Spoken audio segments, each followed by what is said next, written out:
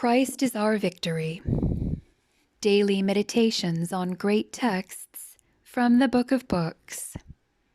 December 10th. An unforgiving spirit embitters the life. Looking diligently lest any man fail of the grace of God, lest any root of bitterness springing up trouble you, and thereby many be defiled. Hebrews 12:15. Bitterness grows when it is nourished.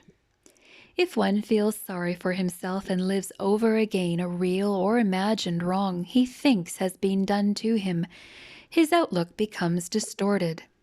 The more he thinks about it, the greater proportions it assumes, until it becomes an obsession in his life. How many have limited their usefulness by cultivating a root of bitterness? Instead of dwelling on instances where we were mistreated or misjudged, would it not be better to recount God's mercies? Jesus endured insult and suffering without murmur or complaint. When we have a right view of Calvary, our little trials seem unimportant. Let us ask God to forgive those who have wronged us. When we sincerely pray this prayer, our attitude will be changed. We cannot pray for an enemy and hold a grudge against him. These two attitudes are mutually exclusive. The one cancels the other. Louis XII of France had many enemies who opposed his becoming king. When he was crowned, they feared for their lives. They heard he had a list with a black cross beside the name of each of his traitors, so they fled from the city.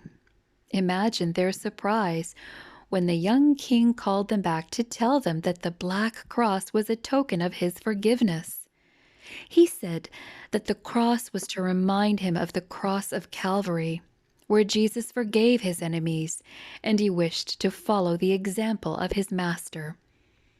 The young king recognized his duty to the King of Kings, who on the cross of Calvary made provision for all who have rebelled against heaven, to be forgiven and to return to God's kingdom. Let not the root of bitterness crowd forgiveness from your life.